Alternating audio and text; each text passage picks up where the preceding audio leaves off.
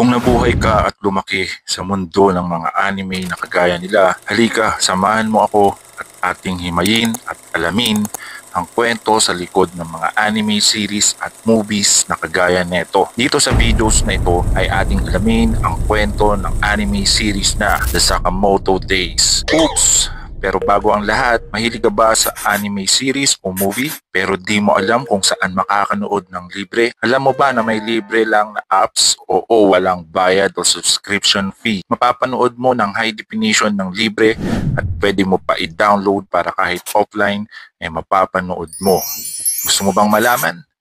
Tapusin mo lang ang video na to at itap ang like at mag-comment ka lang ng anime fan here para isend ko sa iyo ang link. At syempre, wag mong kakalimutan mag-follow para wala kang mapapalampas na videos na aking i-upload na kagaya neto. Tara at simulan na natin ang kwento sa likod ng anime series na The Sakamoto Days. Minsan kang naging alamat pero paano kung hindi ka talaga makakatakas sa anino ng iyong nakaraan? Yan ang kwento sa likod ng anime na Sakamoto Days. Ang Sakamoto Days ay isang action comedy manga na sumusunod sa buhay ni Taro Sakamoto, isang dating legendary hitman na kinatatakutan sa buo ng mga assassin. Matapos niyang ma-inlove at magpakasal, iniwan niya ang kanyang malugong buhay bilang assassin upang mamuhay ng tahimik bilang isang simpleng may-ari ng tindahan. Ngunit hindi ganon kadali ang pag-iwan sa mundo ng mga assassin. Maraming dating kaaway at kakilala ang gustong makita siyang patay. Matapos ang napakahabang pakikipaglaban, nanalo si Taro Sakamoto